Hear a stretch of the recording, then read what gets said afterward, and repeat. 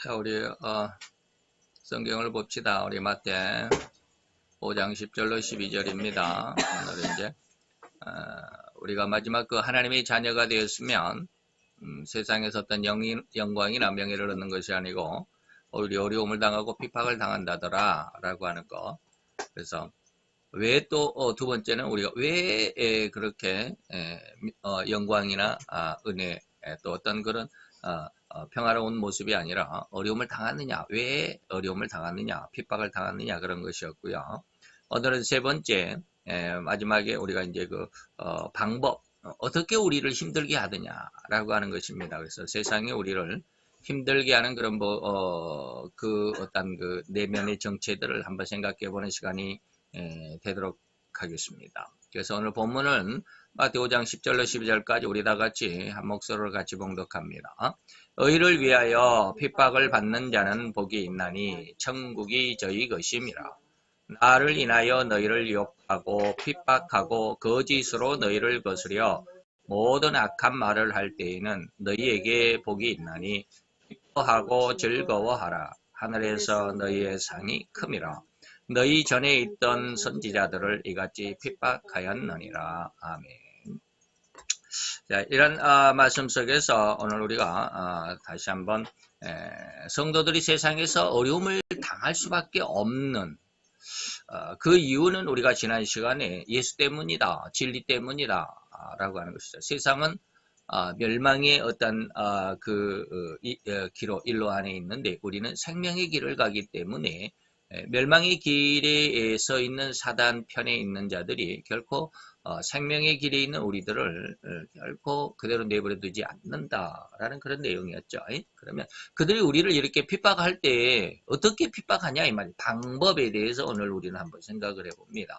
성도에게 핍박이 오는데 그 방법을 한번 생각을 해보는데 우리 한번 읽어가면서 봅시다. 진리의 자녀들에게 왜 세상은 핍박을 주는가에 대한 명확한 이유를 우리가 지난 시간에 알아보았습니다. 자, 그러면 이제 어떻게 핍박을 하는가? 핍박하는 방법이라고 하겠죠.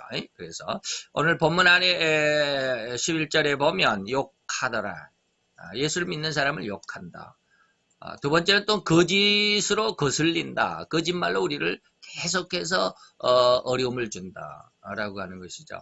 계시록 12장에 가보면 여자가 광야로 독수리 날개를 타고 아들과 함께 피하여 갔는데 그 뒤에 누가 있다? 용이 있는데 용이 어떠한 모습으로 이 여자를 죽이게 하더라? 입에서 그냥 아주 어마어마한 강물을 토해내더라. 그 강물에 의해서 여자와 아이를 익사시켜 버리려고 물에 그냥 잠겨서 죽이려고 익사시키려고 그렇게 엄청난 강물을 토해내더라.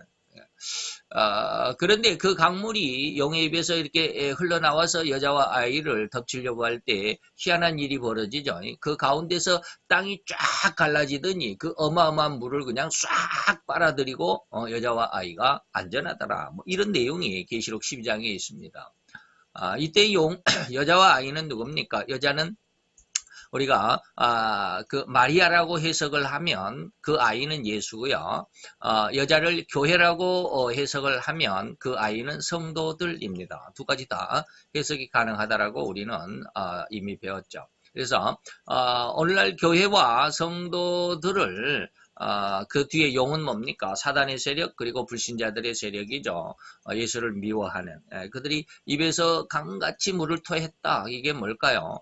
입에서 진짜로 무슨 우리가 그 만화 영화에서나 보는 것처럼 용가리가 나타나가지고 입에서 막 불을 품고 그럼 또 계시록 12장에서는 물을 막 쏟아내고 그럽니까? 그게 아니죠. 그 물이 뭐라고요? 묵은 기설, 거짓말이라 이 말입니다. 예수 믿는 사람들은 자꾸 이런저런 없는 말을 또 해가지고 또 얼토당토 않은 말을 뒤집어 씌워가지고 예수 믿는 사람들을 힘들게 하더라. 어마어마하게 힘들게 한다. 그게 뭐요? 강같이 물을 쏟아내더라 이 말이에요. 성도들 거의 거기 그 물에 휩쓸려 그냥 익사될 정도로. 그런데 그때 아주 희한한 일이 일어난다 그랬죠. 땅이 입을 벌려서 물을 다 빨아들이더라. 이것은 뭡니까? 땅은 다시 말하면 인격이 없는 사람은 존재가 아니죠. 인간이 존재가 아닙니다. 무생물이죠. 땅은 무생물입니다. 그래서 이것은 무생물은 뭐예요? 믿지 않는 자들을 의미할 수도 있습니다. 그래서 믿지 않는 자들의 도움을 믿는 자들이 받을 때도 있다. 또한 세상적인, 다시 말하면 자연, 우주 만물적인 어떤 그런 도움을 받을 수도 있다. 그래서 그런 예가 많죠. 성경에도 보면 엘리야가 그 이세벨의 추격을 뿌리치고 도망가며 호렙산까지 도망가면서 누구에게 떡을 얻어먹었어요? 까마귀에게 떡을 얻어먹기도 했죠. 그리고 또 하나님의 천사가 떡을 갖다 주기도 했죠. 그리고 또 목이 말랐을 때 그리 시냇가의 물로 목을 축이기도 했죠. 이런 것들은 뭡니까? 자연 우주 만물적인 어떤 그런 도움이라고 말할 수 있습니다. 이런 어떤 그런 도움으로 또 계시록 6장에 가보면 하나님께서 세상이 엄청난 한재, 세상이 그 자연적인 그 어떤 그 징계로 인해서 자연 우주 만물이 엄청난 그 흉작 또는 한재 또는 불 이런 것이요. 지금 어제도 여러분 뉴스에 보셨습니까? 우리나라 이 동해안 쪽이 거의 불바다였습니다. 이제 오늘은 어저께 밤에는 조금 많이 한 70% 정도 오늘 새벽에 잠깐 인터넷을 보니까 한 70% 정도 진화를 했다라고 이러던데 어저께 엄청났습니다. 저 동해안 쪽으로 인제, 철원, 강릉, 그 여 밑에 포항, 또 부산이든가요? 포항 그 위에 아주 그냥 동해안 쪽에 완전히 불바다였습니다. 이런 것이 뭡니까? 불 또는 한재라고 말할 수 있죠. 바로 이런 것들이죠. 이런 어려운 상황 속에서도 계시록 6장에 보면 하나님의 아들과 딸들, 다시 말하면 푸른 것과 푸른 채소는 뭐하지 말라? 절대로 해하지 말라라고 하는 하나님의 그 보호하신 그 보호막이 분명히 있다라고 하는 것이죠. 자, 바로 이제 제가 왜 이런 말을 하냐면 세상에 그렇게 하나님의 백성들을 강하게 그리고 또 흉측하게 그렇게 핍박하고 압박하는 그런 상황 속에서도 하나님께서 보호하시고자 하시는 자들은 있다라고 하는 것입니다. 그런데 다 이 말을 들으면 전부 오해할 수도 있어요. 그럼 예수를 믿는 사람들은 다 세상에서 구원을 받고 세상의 어려움을 다 하나님께서 제거해 주시느냐? 그렇지 않았습니다. 그렇지 않습니다. 참 희한한 것은 늘 이야기하지만 인류의 3분의 1이 죽는다 그랬습니다. 지금 한 75억 정도 될까요? 인류가 70억이 넘었습니다만은 이 중에 3분의 1이면 약 23억에서 25억 정도가 죽어가게 될 겁니다. 마지막 시대를 보면 이러한 시대에 그 23억에서 25억 정도의 인류 안에 과연 예수를 믿는 사람이 얼마나 될까? 거의 한 15억 이상 한 18억, 20억 가까이 아마 예수를 믿는 사람들이 그렇게 어려움을 당하게 될 것이다. 그렇다고 하면 예수 믿는 사람들 그렇게 어려움을 당한다며 또 방금 계시록 6장에서는 절대로 하나님께서는 푸른 풀과 푸른 채소는 만지지 말라 그랬고 또 광야로 계시록 12장에서는 광야에 그 독수리 날개를 타고 갔던 여자와 아이는 뒤에서 강이 아니고 땅이 입을 벌려서 강물을 막 다 삼켜버리고 그렇게 다 도와준다며. 이게 도대체 무슨 말이야? 이렇게 헷갈릴 수 있잖아요. 헷갈릴 수 있습니다. 여러분들이 성경을 잘 이해해야 돼요. 성경을 이해를 못하면 이게 완전히 반대되는 그런 모습이잖아요.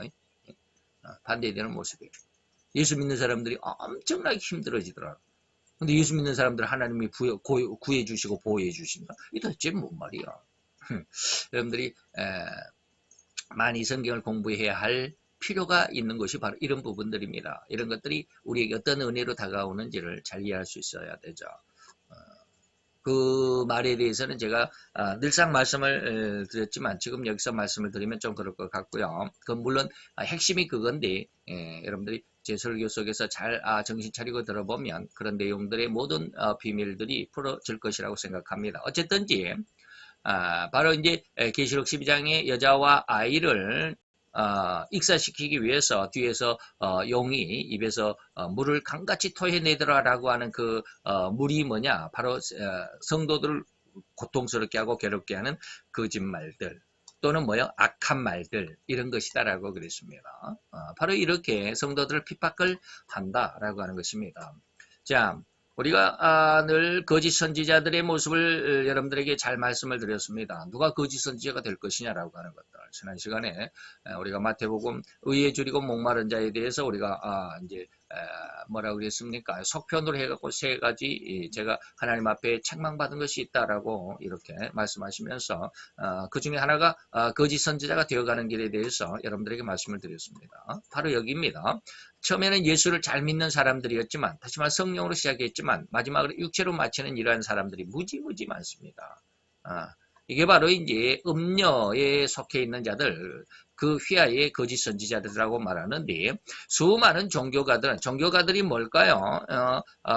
예수의 이름으로 자기의 영달을 추구하는 사람들입니다. 하나님을 위해서가 아니라 자기의 잘 먹고 잘 살고 자기의 명예와 영광을 위해서 사는 사람들을 뭐라고 그런다? 종교가들이라고 그러죠. 이러한 수많은 종교가들은 신앙을 가지고 있다라고 자부하지만, 그러나 또한 수많은 다른 사람들로부터 또 이러한 사람들은 훌륭한 신앙을 가진 사람이라고 인정을 받기도 합니다. 야, 정말 그러니까 마지막 때가 되기 전에는 인간의 눈으로서는 그가 거짓 선지자인지 진정한 참 선지자인지를 알아볼 수가 없다 이 말입니다. 많은 사람들이 그 사람을 더불어서 훌륭한 신앙을 가진 사람이라고 다시 말하면 구약에도 그런 일이 많죠. 대제사장, 제사장들 누가 그들의 신앙을 잘못됐다라고 말할 수 있습니까? 온 이스라엘이 그들을 존경하고 추앙하고 정말로 그들의 신앙은 올바르다라고 인정을 하고 그렇게 추앙을 했지만 예수님은 그들을 한 번도 칭찬한 적 없습니다. 오히려 이 독사의 자식들아라고 예수님이 책망하셨을 뿐이죠. 그래서 인간의 눈은 바로 다 죄악의 눈이기 때문에 그들의 어떤 외형적인 모습을 보고 이렇게 훌륭한 신앙을 가진 자들이다 라고 이렇게 인정할 수밖에 없는 안타까운 눈이죠. 이러한 이렇게 인정을 받는 자라 할 수 있을지라도 그들은 아예 그들의 신앙은 하나님께 영광이 아니라 자기만의 이권과 야망을 불태우고 있기 때문에 이들을 뭐라고 그런다? 종교가들이라고 그랬다 이 말입니다. 그래서 이러한 상황을 이 상황을 예수님께서는 뭐라고 그랬어요? 마태 7장 23절에 늘 이야기하지만 뭐라고? 불법이다. 너희들이 신앙했고 너희들이 신앙에 목회를 했고 목회했던 그 모든 신앙생활 속에 너희들이 목회자가 되어서 그리고 죽을 때까지 예수를 위해서 헌신하고 충성하고 봉사했던 이 모든 것들이 뭐였다? 불법이었다. 엄청난 아주 충격이어야만 합니다. 내가 예수의 이름으로 선지의 노릇을 하고 많은 기적을 나타내고 병든 자를 일으켜 귀신을 쫓아내고 얼마나 많은 기적과 능력을 행했습니까? 예수님 나 잘했죠. 이게 22절이잖아요. 23절이니까 예수님이 나 너 그런 거 몰라. 너는 너 자신을 위해서 일했고 너의 명예와 영광을 위해서 네가 너 잘 먹고 잘 살기 위해서 노력했을 뿐이지 나를 위해서 네가 그러한 영광을 나타낸 적이 있느냐 이 말이에요. 이것이 뭐예요? 불법이다. 그래서 곧 적법이라고 하는 것은 하나님의 의도와 뜻대로의 신앙생활이라고 해야만 하는데 불법은 어떠한 모습이요? 절대로 자기의 이권과 야망, 자기의 유익을 위한 삶이었을 뿐입니다. 내가 잘 먹고 잘 살. 내가 교회를 성장하고 내가 교회를 성장시키고 부흥시키는 것은 내가 조금 의시되고 싶으니 안타까운 모습이에요. 정말로 저도 어떤 그 목회자들의 모임에 가면 정말로 그냥 막 한번 터뜨리고 싶을 때가 한두 번이 아니에요.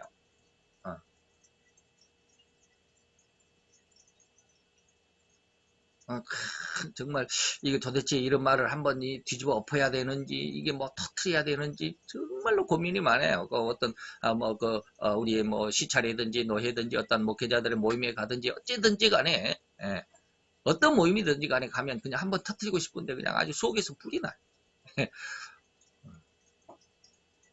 참으면 참 뒤끝이 내 마음속에 뒤끝이 참 깔끔하고 말이죠.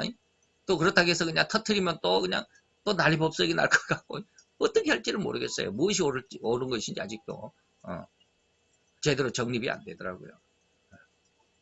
전부 자기의 어떤 그 입장에 대해서 자기 입장만을 생각하고 이러한 그 발언을 하고 자기 주장을 내세우기 때문에 다른 사람들이 그 말에 대해서 피해를 입고 상처를 입는다라고 하는 것은 전혀 생각하지 않아요.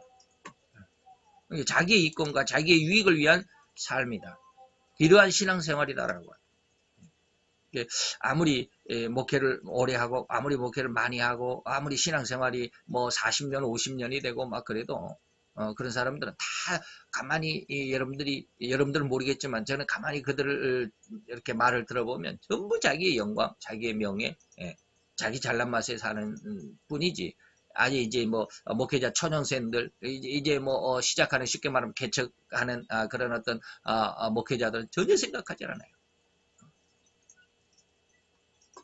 또한 이러한 자기들의 이권에 개입을 하려고 한다거나 자기 이권을 침해하려고 하는 어떤 사람들이 있다라고 느껴지게 되면 그들은 가차없이 그들을 처단해야만 처단해야만 한다라고 하는 어떤 그런 필요성을 느끼는 사람들 뿐입니다. 자, 이것을 요한복음 16장 2절에 보니까 예수님께서 뭐라고 그랬습니까? 사람들이 너희를 추리할 뿐만 아니라 때가 이르면 무릇 너희를 죽이면서 그들이 하는 생각하는 자가 뭐요? 이것이 바로 하나님을 섬기는 예법이다. 자기 잘난 맛에 사는 거잖아요. 자기가 하고 싶은 대로 하면서 이것이 바로 하나님의 영광을 위한 일이야. 하나님의 진리를 지키는 일이야 라고 생각하는 것이죠. 그러면 제가 지금 이렇게 설교하는 제 자신의 어떤 그런 입장에 대해서도 반대쪽에서 저쪽에서 지금 제가 이제 종교가들이라고 이렇게 치부해버리는 그들의 입장에서 저 자신을 공격하면 그럼 너도 그러잖아. 너도 네 입장에서 생각하잖아. 라고 이렇게 반문하겠죠. 바로 이때 문제죠. 누가 진리인 줄을 모르잖아요. 그냥 눈에 쓰니까 안경이고 귀에 거니까 귀걸이가 되고 코에 거니까 그냥 코걸이가 돼버리는 이런 상황이잖아요. 이것을 구별할 줄 알아야 되는 거예요. 누가 진짜인지를 구별할 수 있어야 돼요. 그러기 위해서는 제가 늘 이야기합니다. 성경을 좀 많이 읽어라. 기도를 좀 많이 해라. 그러다 보면 여러분들이 자연히 기준이 서게 될 것입니다. 무엇을 해야 하는지 무엇을 하지 말아야 하는지. 저도 그것은 100% 다 아직은 결정 지을 수는 없습니다. 근데 대충 이제 그 중심은 알고 있습니다. 중심이 많이 느껴집니다. 그래서 정직하고 착한 신앙인들을 자기들의 이권 때문에 죽이기까지 한다는 이러한 사람들이 하나님의 영광을 위해서 내가 목회자 일을 잘했습니다. 예수의 이름으로 많은 기적을 나타내고 능력을 나타내고 그리고 귀신을 쫓아내고 병든 자를 일으키고 이것이 마태복음 7장 22절이라고 말씀을 드렸습니다. 그들은 자기들이 진정한 신앙이라고 소리를 높이면서 자기들의 마음에 맞지 않은 사람들 또는 자기들의 편에 서지 않는 사람들에게는 무수한 욕을 퍼부며 불이익을 퍼붓습니다. 그래서 오히려 자기들이 참 신앙이 아니라고 저들은 진리가 무엇인지도 모르는 무식한 자들이라고 자기 배만 불리고 양들을 돌보지 않는 거짓자들이라고 오히려 진리를 가진 자들을 선동하게 그렇게 반대한다 이 말입니다. 요즘에 참 이것은 제가 20년 전에 이 교환을 써놨기 때문에 이런 말이 있더라고요. 요즘에도 이런 사람들이 있는지 잘 모르겠어요. 뭐 한 20년이 흘렀으니까 제가 이 교재를 쓸 때가 한 20년 전이라 그랬죠. 한 25년 전 그랬죠. 근데 지금도 그런지 모르겠는데 제가 이걸 읽으면서 이걸 빼려다가 그냥 그대로 놔뒀어요. 어떤 내용이냐면 그때 당시에 요즘에 큰 교회 일부 목사님들은 작은 교회, 개척교회에 나가는 성도들을 볼 때 거침없이 그런 말을 한다고 합니다. 이제 우리나라는 개척교회 시대는 지나갔다고. 그러니 우리 교회는 큰 교회이니 우리 교회로 옮기라고. 이런 적이 상당히 저도 그런 것을 좀 당하기는 했습니다. 그러다 보니까 이 성경을 배우면서 이런 말을 제가 이 교재 안에 써놨는지도 모르겠지만 오늘날도 그런 사람들이 없지 않아 있을 거라고 생각합니다. 우선 외형적인 어떠한 것, 겉으로 드러나는 것, 사람들에게 보여주고자 하는 것들이 있으면 그것으로 하나님의 영광을, 하나님의 어떤 축복을 받았다라고 그래서 그것이 없으면 하나님의 축복을 받지도 못한 자고 하나님의 은혜 안에 있지도 못하는 자들이라고. 그래서 정말로 하나님을 잘 믿으면 목회가 성공해야 하고 교회가 성장해야 하고 그렇게만 이야기를 하더라고요. 그래서 교회를 못하고 또 성도가 별로 몇 명 안 되고 그러면 정말로 하나님 앞에 열심히 못하는 목회자라고만 치부를 해버리는 거죠. 그래서 그렇게 말하는 그분을 향해서 제가 한마디 하려다 말았어요. 속으로 그냥 얼마나 번민했는지 몰라요. 이때 이 말을 해야 되나 말해야 되나. 안 하면 뒷말한다라고 그럴 것 같고 하면 또 이 난리 법석이 완전히 뒤집어질 것 같고 그러면서 요백에 대한 그런 어떤 그 의미를 마음속에 아주 그냥 부글부글 끓더라고요. 욥이 고난을 받을 때 그 욥을 책망했던 세 사람 친구가 있습니다. 빌닷과 남아 사람 수아 사람 빌닷 소발 빌닷과 소발과 엘리바스라고 하는 세 사람. 그 세 사람이 욥을 책망할 때 어떻게 책망했을까요? 한 사람은 신학적으로 너무 정확하게 욥을 책망을 했습니다. 또 한 사람은 신앙적인 윤리적인 면, 하나님 앞에 복을 받으면 이렇게 우리 선조들은 신앙적인 어떤 면에서 이렇게 잘 살고 잘 먹고 하나님의 축복 안에서 이렇게 승승장구하고 축복을 받아서 뭐 이런 쪽으로 신앙의 어떤 기준, 신앙생활을 잘해야 하나님이 축복해 주신다라는 이런 어떤 신앙생활의 기준을 가지고 욥을 얼마나 책망했는지 모릅니다. 쉽게 말하면 네가 하나님 앞에 열심히 못하니까, 네가 하나님 앞에 신앙이 올바르지 못하니까 이렇게 힘든 거야, 하나님이 너를 책망한 거야 라고 아주 어마어마하게 공격을 합니다. 다 맞는 말입니다. 근데 그들의 결과를 하나님이 기뻐했을까요? 그들의 말을 정말로 하나님이 인정을 하고 욥에게 그렇게 저들의 말을 왜 네가 몰랐냐, 왜 저들의 말을 안 듣느냐라고 욥을 책망했을까요? 아니. 그 험악한 그 심란한 고난 속에 있는 욥을 오히려 하나님이 칭찬했습니다. 결과가 뭡니까? 그들 세 사람을 향하여 하나님이 엄청난 진노를 합니다. 너 내 종 욥을 왜 그렇게 힘들게 하느냐? 니네들이 신학적으로 하는 말, 신앙적으로 하는 말, 신앙생활 속에서 그렇게 윤리적으로, 신앙적인 어떤 윤리적으로 하는 그 모든 너희들의 말이 오늘 욥에게 용서받지 못하면 난 너희들 가만두지 않겠다라고 하는 게 하나님의 결론이었습니다. 욥이 만약에 너희들을 위해서 너희들을 용서해달라고 하는 사죄의 기도를 하지 않으면, 다시 말해 욥이 너희들을 그 마음의 중심으로 너희들을 용납하지 않으면 너희들은 내가 살려두지 않겠다라는 겁니다. 다행히 욥이 그들을 위해서 용서를 해줬잖아요. 그래서 그 세 사람이 살아난 겁니다. 다시 말하면 고통 속에 있는 그 현장, 그 상황, 그 당시를 보고 너는 하나님 앞에 신앙이 잘못됐어, 너는 하나님 앞에 신앙이 정말로 올바르지 못해, 하나님 앞에 좀 더 기도해봐, 하나님 앞에 좀 더 신앙적으로 다 공부를 해봐, 뭐 이렇게 해봐. 그 말이 하나님 앞에 엄청난 하나님의 가슴을 찢어놓는 말이 될 수 있다라는 거예요. 그리고 그렇게 고통을 당한 그 사람이 정말로 하나님 앞에 하나님이 진노하고 하나님이 저주하는 그러한 모습이 아니라 하나님이 그 과정을 두시는 경우, 그런 상황일 수도 있습니다. 오히려 그들이 나중에, 다시 말하면 욥이 나중에 그들을 살리는 입장이 되어버리고 말했잖아요. 그래서 제가 그 욥의 예화로 거기서 그냥 한번 터뜨리려고 하다가 얼마나 그냥 마음이 부글부글 끓어서 참고 또 참았는지 몰라요. 아주 그냥 죽겠더라고요. 목회 생활에 그냥 몇십 년 이미 어른들, 그런 사람들의 말이 그래요. 그런 사람들이 무엇을 중심으로? 교회의 외형을 중심으로 이야기를 하는 거예요. 너희들 그렇게 교회가 성장하지 못하니까,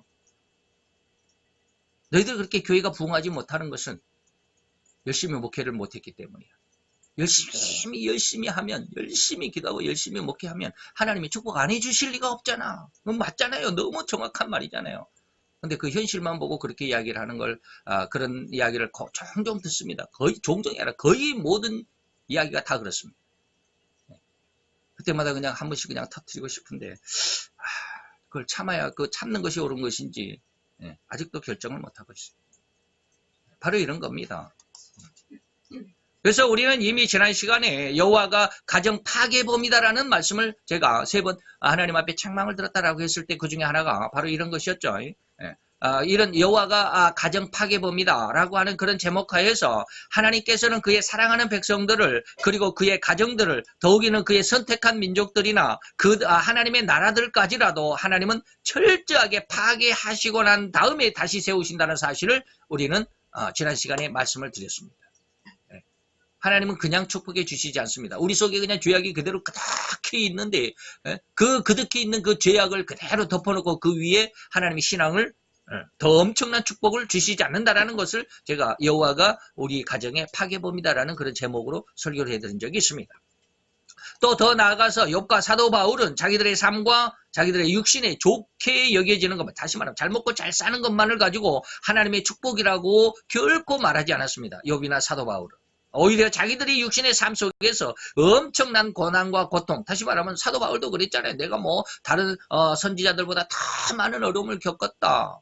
40대에 한 대 감한 매를 3번이나 당하고 강의 위험, 내 동족들이 나를 죽이려고 하는 그런 어떤 생명의 위협, 짐승들의 나를 공격해서 내가 죽을 뻔한 일들, 강에 물에 빠져가지고 바다에 빠져가지고 죽을 뻔한 일들 수없이 겪었어. 그래도 나는 하나님을 찬양해 이 말이에요. 자신들의 어떤 육신의 삶의 고통과 고난은 전혀 하나님의 축복과 연계를 시키지 않아요. 하나님이 나를 저주했기 때문에 내가 바다에 빠져갖고 죽을 뻔했다? 그렇지 않아요. 하나님이 나를 도와주지 않아서 내 동족들에게 내가 이렇게 고난을 받고 공격을 받고 저주를 받아 그래서 감옥에도 갇히고 죽을 뻔한 일이 그래서 하나님이 나를 안 도와주신 거냐? 아니다라는 거예요. 그래서 자기들의 육신에 그리고 자기들의 삶에 엄청난 이 고난과 고통, 역경, 이 환난일지라도 이러한 심각한 상황까지라도 하나님이 주신 것이지 하나님의 저주가 아니야라는 거예요.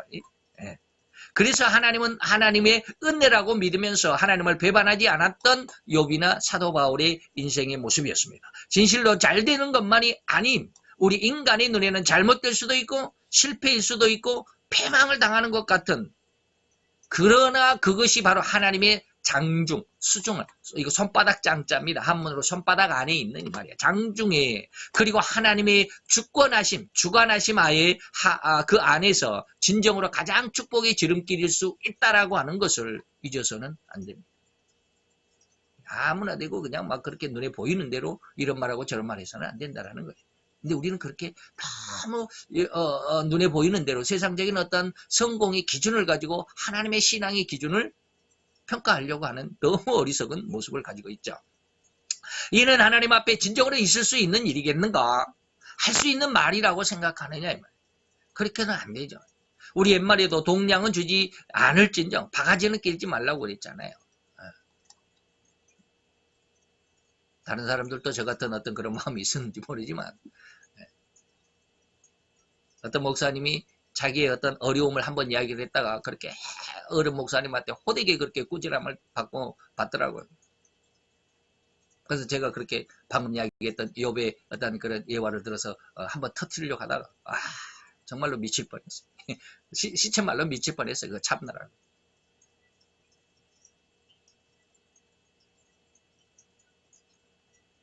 한번 터뜨렸으면 어땠을까 하는 그런 생각도 있는데 안 하길 잘했나 하는 생각도 있고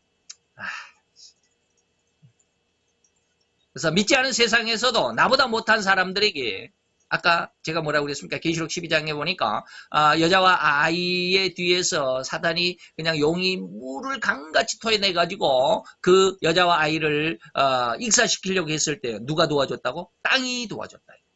땅은 뭐요? 하나님을 믿는 존재가 아니죠. 무생물입니다. 무생물을 통해서 자연 우주 만물을 통해서도 하나님 우리를 도우신다 이 말이에요.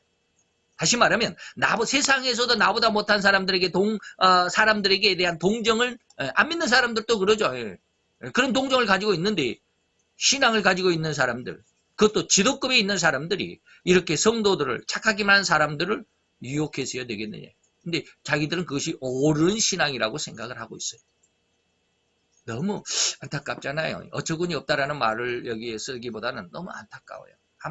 하나님의 뜻을 이렇게 분별하지 못할까. 핍박을 가할 때는 바로 이렇게 없는 말을 일부러 만들기도 하지만 이것을 뭐라고 합니까? 묵은 기설이라고 그러죠. 근거가 없는 말.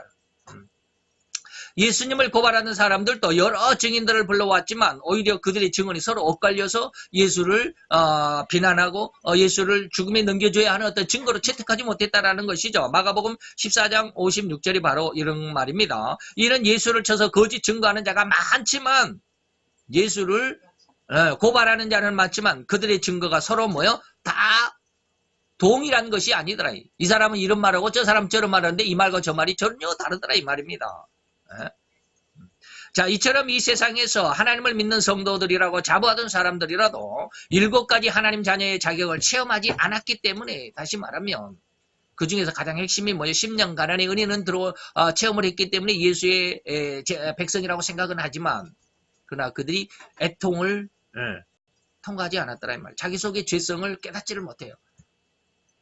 그러다 보니까 자기 어떤 신앙적인 그리고 또 목회적인 이런 삶이 그 죄성을 덮어버리고 그것으로 인해서 하나님 앞에 자기가 영광을 나타냈다고 생각을 합니다.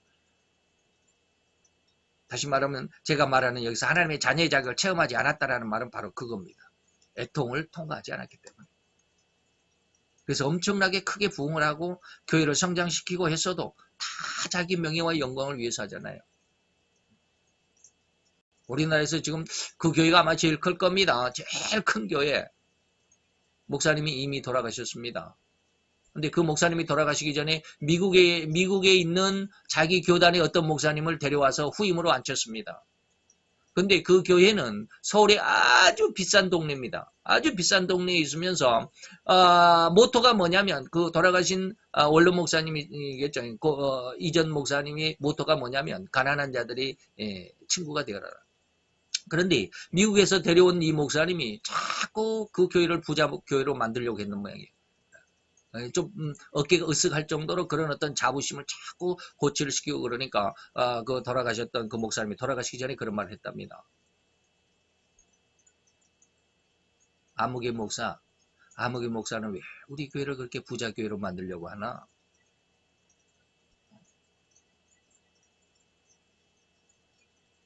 너무 안타까운 말인데 여러분들 그게 안타까운 말이라고 들려지는지 모르겠어요. 사람들은 다 자기 교회를 부자 교회로 만들려고 합니다. 명성 있는 교회로 만들려고 합니다. 의리의리한 교회로 만들려고 합니다. 그러나 그 돌아가신 목사님은 그 교회를 절대로 부자 교회로 만들려고 하지 않았답니다. 그 교회 목사님 저는 한 번도 본 적이 없어요. 근데 이제 그 교회 다녔던 분들이 하는 말이 그거예요. 그렇더라고요. 자기 어떤 명예와 영광을 위해서 살아가잖아요. 이제 이러저러한 없는 말을 만들어서 상대방의 입장을 옹색하게 만들고 자기의 이권을 따져서 그것이 해가 되면 없애버리고 그리고 그것을 더 얻으려고 한다라는 이런 사람들이 얼마나 많은가 말입니다. 이사야를 죽인 유대인들이 어떻게 이사야에게 죄가 있어서 죽였겠느냐 이 말이에요. 다 만들어낸 가짜 말로 인해서 이사야를 죽였습니다. 다 만들어낸 조작된 말로 인해서 이사야를 죽였고요. 마태 23장에서도 바로 그들의 후손들이 마태 23장이 뭡니까? 7가지의 화를 예수님께서 바리새인들에게 선포한 7화의 기록이 마태 23장입니다. 그들이 뭐라고 그랬습니까? 우리 조상들은 진리를 잘 몰라서 선지자들을 죽였노라고. 이사야를 죽였고 또 예레미야를 그렇게 힘들게 했고 다 우리 조상들이 하나님의 선지자를 잘 몰랐어. 그러면서 자기 조상들, 자기 믿음의 조상들이 죽였던 이사야의 무덤을 다시 재수축을 해주고 예레미야의 그 무덤을 다시 다시 개축을 해주고 그래서 그들의 어떤 그 하나님 앞에 열심히 충성했던 그 모습을 다시 한번 기리고 그들의 신앙을 따라가자라고 이렇게 하면서 그들은 그들 옆에 있는 그 선지자들의 본체인 그 선지자들의 가장 중심인 누구? 예수를 죽이잖아요. 기가 막히죠? 그들의 선조들, 조상들이 그런 진리를 알지 못해서 이렇게 선지자를 죽였다라고 안타까워하면서 그 선지자들의 무덤을 이렇게 수축을 하였다라고 하는 말이 마태 23장에 기록이 되어 있습니다. 어찌 세상의 이목이 정확하여 세상 살아갈 우리들의 눈과 우리들의 마음, 우리들의 계획이 정확하여 모든 것을 논할 수 있다라고 말할 수 있겠느냐? 이처럼 종교가들은 그들의 기득권을 지키기 위하여 진리의 사람들을 말살하려고 하고 온갖 수단과 방법을 가리지 않고 행하는 모습이 아까 말씀을 드렸던 요한복음 16장 2절입니다. 이것이 진리를 가진 자들에게 닥치는 환난의 방법입니다. 이것 때문에 이렇게 세상은 또 종교가들은 진리를 가진 너희들을 이렇게 힘들게 하더라 이 말이야. 할 것이다. 또 이미 그렇게 했고 앞으로도 그렇게 할 것이니까 이런 일이 있으면 너희들은 뭐하라? 고개를 들고 하늘을 향하여 하나님 앞에 구하라. 예전 로마의 그 핍박 시대에도 기독교인들이 어떻게 핍박을 받았는가? 바로 그들이 예수는 식인종이다. 예수의 살을 먹고 피를 마셔야 된다. 뭐 이런 거 우리가 성찬 예식에 있죠. 그러다 보니까 식인종이다. 그래가지고 로마 시대에 예수 믿는 사람들이 얼마나 많이 핍박을 당했는지 모릅니다. 이러한 유언비어로 인하여 많은 희생을 당하였다라고 하는 거 우리가 역사를 통해서 알고 있습니다. 곧 예수의 살과 피를 먹지 않고 마시지 아니하면 너희 속에 생명이 없다. 그래서 예수 믿는 사람들은 예수의 피와 살을 먹는 식인종이다 해가지고 그랬죠. 이제 우리 앞에는 이와 같은 희생을 요구하는 종교가들의 극성이 엄청나게 많이 남아 있을 것입니다. 이제 이 말씀을 쭉 한번 읽어보고 마치도록 합니다. 더욱이는 이러한 것이 뭡니까? 과학적인 논리들을 앞세우는 신앙으로 치달아가는 부류들. 이건 뭡니까? 현대신학입니다. 그래서 과학적으로 증명할 수 없는 마리아가 처녀 때 예수님을 낳았다는 등 동정녀의 그러한 탄생 같은 것은 결코 실화가 아니라 신화에 불과하다. 그래서 예수의 동정녀의 탄생을 부인하는 천주교의 발표도 있었죠. 어마어마합니다. 글쎄 제가 그것을 보여드릴 수 있을는지 모르겠네. 어디가 어저께 제가 저기를 해놨는데 제가 조금 찾아서 볼 테니까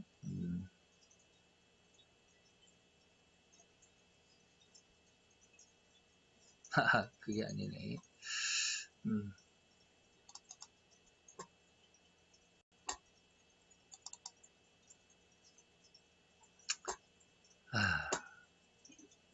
이거는 그게가 아닌데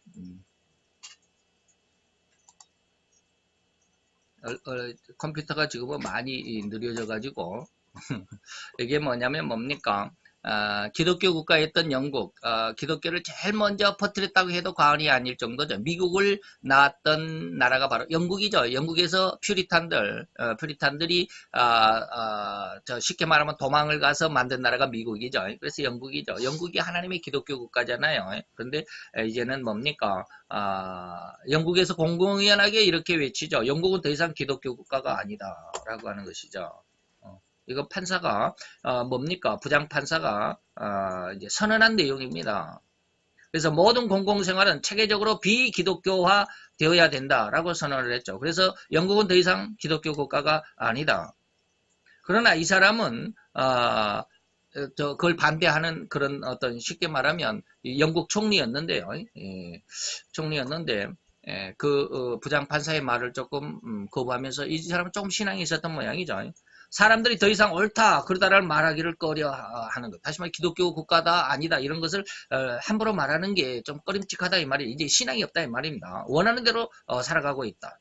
이러한 도덕적인 타락이 기독교적인 가치 부활이 일어나야 된다라고 이 영국 전 총리가 말하고 있는 거. 아까 그 부장판사에 대항해서 하는 말이겠죠. 이 사람에 대해서 하는 말이었습니다. 저기가 있는데, 제가 얼른 못 찾겠네요. 뭡니까?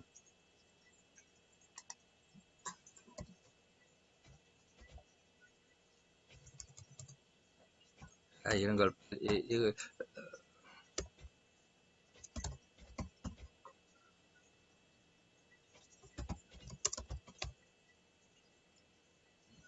어디가 있는지 모르겠다.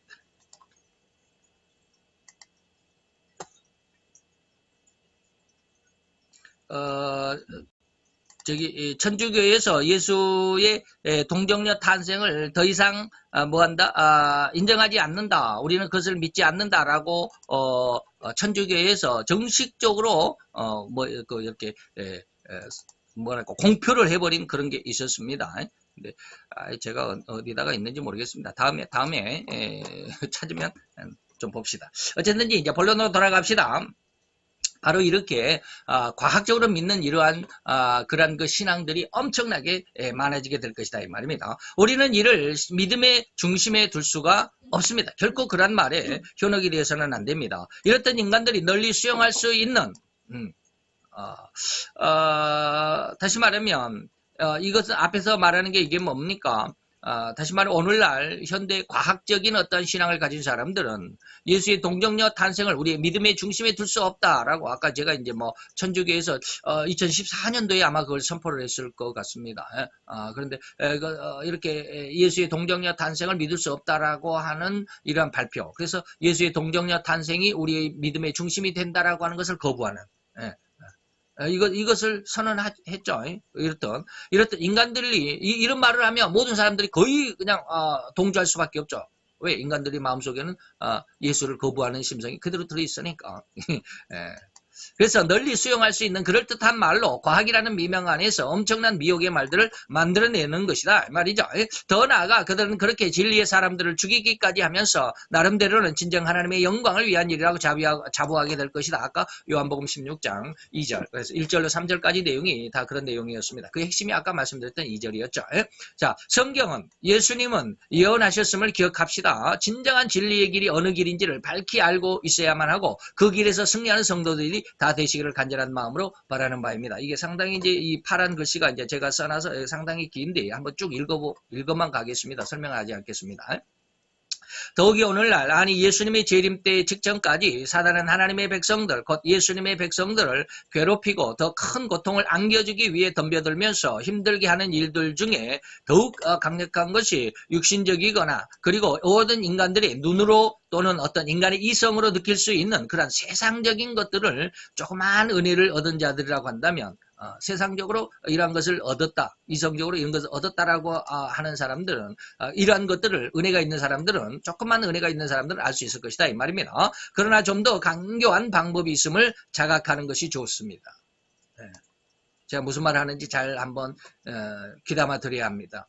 곧 성도 여러분들은 40일을 금식하시고 크게 주이신 예수님에게 다가와서 유혹으로 도전하는 사단의 모습을 성경에서 읽어보셨을 것입니다. 거기에는 세 가지 유혹이 있었다는 것도 잘 알고 있을 것입니다. 첫째가 뭐였습니까? 돌이 떡이 되게 하라라는 유혹이었고요. 둘째는 높은 성전 꼭대기에서 뛰어내려 보라는 유혹이었고요. 세 번째가 무엇이었는지 세 번째를 제가 지금 강조하기 위해서 이 말씀을 드리는 겁니다. 네, 바로 그것이죠. 다시 말하면 이 천하만국과 그 영광이라고 하는 것입니다. 누가복음 4장 5절 7절에 보면 마귀가 또 예수를 이끌고 올라가서 순식간에 천하만국을 보이며 가로되 이 모든 천하만국의 권세, 천하만국의 그 영광을 내가 너에게 줄 수 있다. 이것은 나에게 넘겨준 것이기 때문에 나가 원하는 자에게 이 모든 권세와 영광을 준다. 이런 말이었죠. 여기에 사단이 제시한 그 천하만국의 모든 권세와 그 영광은 실로 인간이 이 세상을 육신의 생명으로 살아가면서 얻고자 원하는 것입니다. 무엇인지 이해가 되시죠? 더욱 얻기를 갈망하는 것이 바로 천하만국의 모든 영광과 권세입니다. 또한 이것이 없으면 곧 죽을 것이라고 하는 죽음의 공포에 휩싸려 보일 수밖에 없는 바로 인간 생명에 가장 밀접하게 다가와 있는 모든 것들을 의미하는 것이라고 우리가 해석해야만 합니다.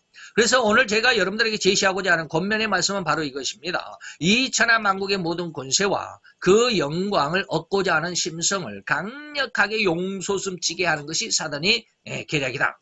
더욱이 반대적으로 하면 이러한 천하만국의 권세와 그 영광을 얻지 못함으로 인해서 인간들은 스스로가 자학하는 길에서 스스로 멸망으로 자멸하는 길로 빠져간다. 내가 이 세상에서 얻지 못하니까 나는 안 돼.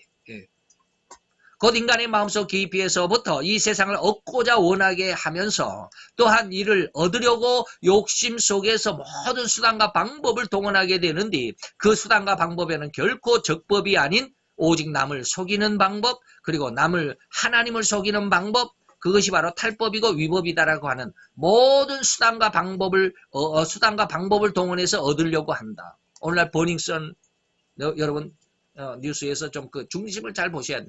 그 중심이 승리가 어떻고 저떻고 이걸 지금 보라는 것이 아니고 그 이면 속에 있는 사단의 역사가 얼마나 강력한지를 좀 봤으면 좋겠습니다. 나이가 아직 30살이 30살이 넘었을까요, 승리가? 그 젊은 나이에 좀 넘어갑시다. 사단이 얼마나 강력하게 세상의 성공을 추구하는지를 여러분들이 볼 수 있어야 합니다. 오늘 우리의 눈과 귀를 시끄럽게 하는 바로 이 버닝썬의 사건의 근원이 바로 이것이었음을 여러분 눈치채셨습니까? 제가 말씀드리고자 하는데 그냥 지나갑시다. 그리고 저들이 그렇게 얻은 다시 말하면 불법과 탈법과 위법으로 얻은 것들을 가지고 얼마나 위세를 부렸는가. 버닝썬만 아닙니다. 지금 뭐 김학의라고 하는 사람 지난 뭐 법무차관에 대해서 난리법석이죠. 그러면 그 사람이 잘못됐다라고 지금 막 파헤치고 있는 문재인 정부는 잘합니까? 난리법석이죠. 더 난리법석이에요. 잘못된 것을 적폐라고 그러죠. 적폐를 청산하겠다라고 기치를 내걸고 이 정부가 출발을 해가지고 얼마나 문재인 대통령의 인기가 높았습니까? 80%가 넘었어요. 80%가 넘는 온 국민이 문재인 대통령을 찬성을 했어요. 근데 며칠 전 제가 그 뉴스를 보고 깜짝 놀랐어요. 대통령이 여러 각 다방면에 사람들을 초청해가지고 청와대에서 초청잔치를 했죠.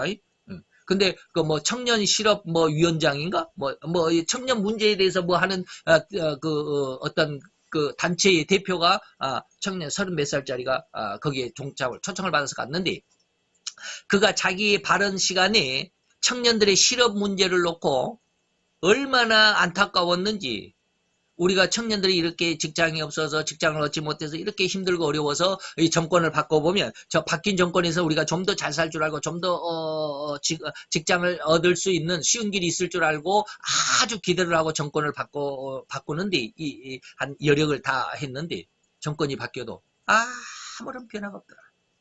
더 힘들더라.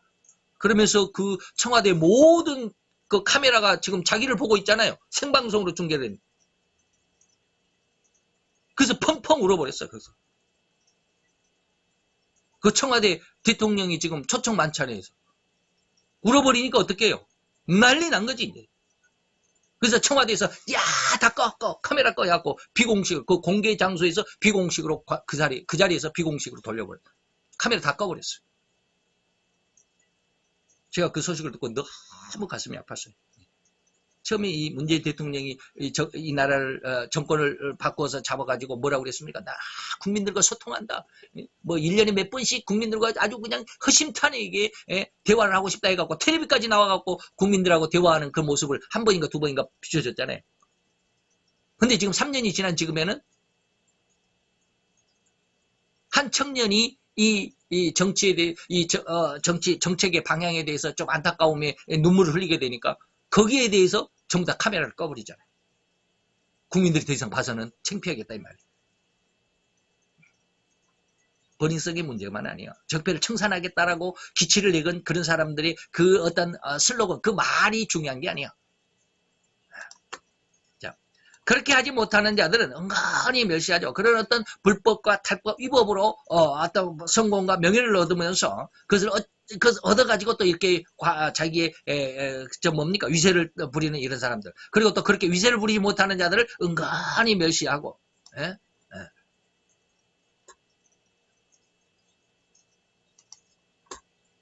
등등 모든 영광, 모든 성공, 모든 행복들이 뭐요? 바로 이런 불법과 탈법과 위법으로 얻어가지고 그것이 진짜인 것처럼 위세를 부르는 이러한 세상이 아니겠네. 이것을 여러분들 빨리 볼 수 있어야 돼요. 세상을 들여다볼 수 있어야 돼요. 그런데 그 곁에서 저들이 그러한 불법이나 위법, 탈법을 알지 못하는 곧 오늘 우리와 같은 선량한 백성들. 저들은 그러한 성공 같아 보이는 행복해 보이는 그 영광 같아 보이는 이런 것들에 함께 동참하고자 얼마나 안달합니까? 이런 새벽에서 밤늦게까지 정신없이 열심히 노력할 때. 그리고 저들과 같이 얻어내지 못하는 그러한 어떤 것들 성공하지 못하는 행복하지 못하는 그런 것들로 인해서 얼마나 자기 자신을 비난하며 자기 자학의 길로 가느냐 이 말이에요. 사단이 원하는 것이 바로 이것입니다. 즉 성도들을 공격하고 핍박하는 것은 단지 육신적인 어떤 아까 이제 말했듯이 거짓말을 하고 뭐 악한 말을 하고 이렇게 하는 것 육신적으로 이런 것만이 아니라 제가 지금 말하는 것은 세상의 모든 천하만국의 영광과 모든 권세를 가지고 우리 이 성도들의 마음을 휘잡아 간다 이 말이에요. 이것을 얻으려고 죄를 짓고 얻어서 죄를 짓는데 또 옆에서는 그것을 얻지 못해서 스스로가 멸망에 빠져가는 이런 말이에요. 단지 육신을 힘들게 하고 죽이려고 하는 것만으로가 아니라 모든 성도들에게조차 이렇지 영적인 면 또는 정신적인 이 세상의 모든 명예와 성공과 행복을 가지고 강력하게 도전을 합니다. 성도들의 마음이. 그리고 공격합니다. 그래서 이 천하 만국의 영광과 권세의 무릎을 꿇게 만듭니다. 예수를 믿는 사람들조차도. 이게 바로 뭐예요? 거짓 선지자라고 그랬습니다. 지도자급에 있는 사람은 거짓 선지자. 저는 오늘 성도들에게 우리 예수님께서 권면으로 주신 말씀, 곧 하나님의 자녀가 되었으면 능히 이 세상에서 칭송을 받고 영광을 얻고 성공의 길목에서 축복의 삶을 살아갈 수 있을 것이라고 말씀한 것이 아니다라고 하는 것을 기억해달라고 말하고 싶습니다. 결코 그러한 말씀하신 것이 아닙니다. 오히려 너희가 나의 백성 곧 성도가 되었다면 너희는 이제 이 세상에서 더욱 핍박을 받을 수밖에 없을 것이다 라고 말씀하신 그 의도와 그 의도의 중심, 왜 그렇게 말씀하셨을까? 왜 그런 일이 있을 수밖에 없을까 하는 그 중심을 영적이고 정신적인 어떤 그런 면에서 우리가 생각을 해보면 하나님을 믿는 믿음의 중심이 서리라고 믿습니다. 이것을 경계하고 이러한 정신적인 영적인 공격 앞에서 결코 물러나거나 무릎을 꿇어서는 안 된다고 엄명하셨던 것임을 꼭 기억을 해 주시기를 바랍니다. 기도합시다. 할렐루야. 주님, 오늘도 여호와의 은혜와 영광이 우리 가운데 있음을 믿나이다. 우리로 인하여 세상을 바라볼 수 있는 하나님의 은혜와 능력이 있게 하시고 또한 아버지 하나님이여 세상 속에서 우리를 향하여 다가오는 아버지 우리를 핍박하는 그 방법이 꼭 우리로 육신으로 힘들게 하는 것도 있고 아버지 우리의 마음으로 힘들게 하는 것이 있지만 세상의 모든 권세와 세상의 모든 영광을 가지고 우리에게 유혹하고 덤벼든다라고 하는 것조차도 우리가 깨닫게 하시고 그 안에서 어떠한 것이 저들을 대적하여 승리할 것인지를 능히 이길 수 있는 귀한 은혜의 역사가 우리 심령 속에 피어나게 되기를 원합니다. 이제 그 결말을 우리가 다음 시간에 다시 한번 생각해 볼 텐데 이겨내는 자들에게 또 이기는 자들에게 하나님의 주신 그 능력과 그 축복을 소망하는 하나님의 귀한 아들과 딸들이 되기를 원하며 예수 그리스도의 이름으로 기도하여 싸움나이다. 아멘.